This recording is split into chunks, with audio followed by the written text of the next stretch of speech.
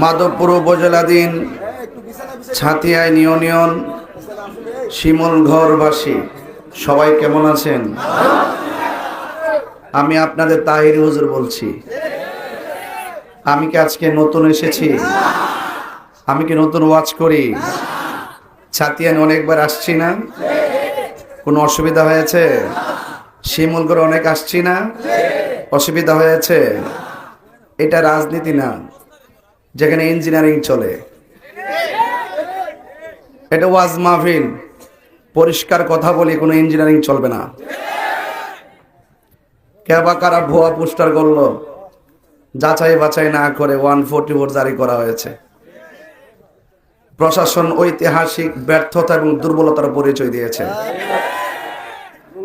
ধন্যবাদ জানাই সেই প্রশাসনকেই, যারা আবার কুচক্রী মহলদের ফাঁদে পা না দিয়ে শান্তিপ্রিয় আহলুস সুন্নাত ওয়াল জামাতের কার্যক্রমকে সুষ্ঠু এবং শান্তিপ্রিয়ভাবে সম্পন্ন করার জন্যে আমাদের গৌরবের ধন সেনাবাহিনী আমাদেরকে সময় বেঁধে দিয়েছেন নির্ধারিত সময়ে মাহফিল শেষ করার জন্যে।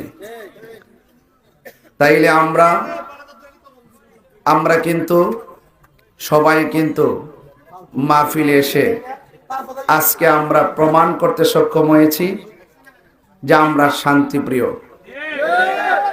কে বা কারা হয়তো প্রশাসনকে ফোন দিতে পারে, এটা স্বাভাবিক। সবাই যে আমাকে আই লাভ ইউ বলবে আর সবাই যে আহলুস সুন্নাহর এই সুমহান মাহফিলকে খুব ভালো বলবে, বিষয়টা এরকম না। যুগে যুগে সব জায়গায় কিছু কম বেশ ডান বাম লোক থাকে, এগুলা বুঝের বলেও হয়, প্রতিহিংসার বশবর্তী হয়েও হয়। তো শেষ পর্যন্ত প্রশাসনের গাড়ি আমার সামনে কিন্তু দাঁড়িয়ে আছে। আমি আসার সময় শুনেছি সেনাবাহিনীর গাড়িও আসছিল। তো আপনাদের এই শিমুলঘর তারা তন্ন তন্ন করে খোঁজ খবর নিয়ে দেখেছেন যে আজকের এই মাহফিল বন্ধ হওয়ার জন্য উপযুক্ত কোনো কারণ নাই। যা ফাঁকা বলি দেওয়া হয়েছে এগুলো ছিল ফাপড়বাজি আর কি। এই ফাপড়বাজির ফাঁদে পা দেওয়া যাবে না। শিমুলঘরের মাটি সুন্নিয়তের ঘাঁটি। আমি অনেক ভাবি আজকের এই মাহফিলটা যেন হয়, প্রশাসন যেন আমাদের প্রতি আস্থা রাখতে পারে। ওনারা তো অনেক ডিস্ট্রিক্ট থেকে আসে, বিভিন্ন বিভাগের মানুষ। ওনারা এলাকাতে আইসা যাদের একটু পাওয়ার টাওয়ার বেশি, এদেরকে একটু হয়তো গনায় টনায় ধরে। সুন্নিয়ত তো আর পাওয়ার দিয়া চলে না। সুন্নিয়তটা দুনিয়ার কোন নেতার পাওয়ারে চলে না। সুন্নিয়তটা চলে মদিনাওয়ালার প্রেমের পাওয়ারে। কথা বলেন ঠিক না? তো অবশ্যই প্রশাসন বুঝতে পেরেছেন, যদি আজকের মাহফিলটা না হতো, একটা অস্থিরতা হতো। সেই অস্থিরতার পরিবেশ থেকে শিমুলঘরকে শান্তিপ্রিয় করার জন্যই মূলত আমরা সবকিছুর ঊর্ধ্বে আজকে মাহফিলে এসে প্রশাসনকে বোঝাতে সক্ষম হয়েছি আপনারা যা শুনেছেন তা মিথ্যা, যা অনুভব করে ধারণা করেছেন তা মিথ্যা। এই শিমুলঘরের মানুষ শান্তিপ্রিয়, আপামর সুন্নি জনতা, দল মত নির্বিশেষে প্রত্যেকটা মানুষ স্বাধীনতার পর থেকে মাহফিল করে আসছে। কোনো বাধা নাই, কোনো বিপত্তি নাই, কোনো ধরনের অরাজকতা নাই। আপনারা উপস্থিত থেকে বুঝতে পেরেছেন যে আজকের মাহফিলে যারা বাধা দেওয়ার চেষ্টা করেছিল তারা এই সমাজের হীন মানসিকতার লোক। আর মাহফিলকে যারা বাস্তবায়ন করার জন্য লড়াই করেছেন, শিমুলঘরের প্রত্যেকটা মানুষ বীর বাহাদুর, নবীর সৈনিক, শান্তিপ্রিয় লোক। কথা বলেন আমার ভাইরা, আমরা শান্তি চাই। আমরা কি চাই? তো যাই হোক, 144 জারি হলে, 144 দ্বারা জারি হলে যে কারণগুলো দর্শাতে হয়, যে কারণগুলো ফাইন্ড আউট করতে হয়, প্রশাসন আরে বাবা আর কইছ না, আরে আই পড়ছে না বেবরত আলাপ সালাপ। প্রশাসন যেই ধারণা করে 144 জারি করছিল, কথা কোন ঠিক নেই?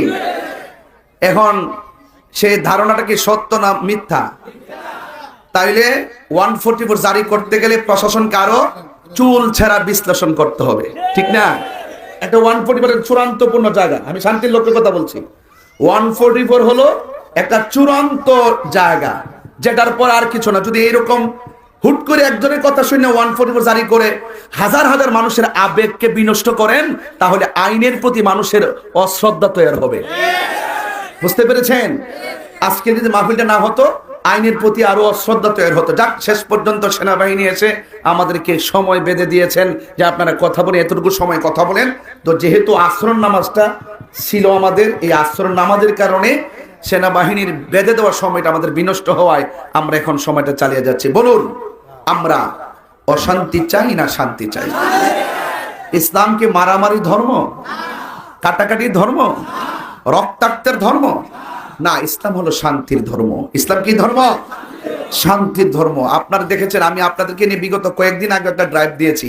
বুকে হাত দিয়ে বলেন তো, আমি মাথায় পাগড়ি পরেছি, গায়ে পাঞ্জাবি আছে, আমি ওয়াজ মাহফিল করি, আমি আপনাদের এলাকাতে এসেছি, আমি যে ব্যবহারগুলো করে গেছি, বলতে পারবেন আমি কাউকে 1 সেকেন্ড মন্দ বলছি? আমার অনেক কাছের লোক, দূরের লোক সবাই মিলে বিরোধিতা করছে, আমি কি কাউকে 1টা সেকেন্ড মন্দ এখনো বলছি?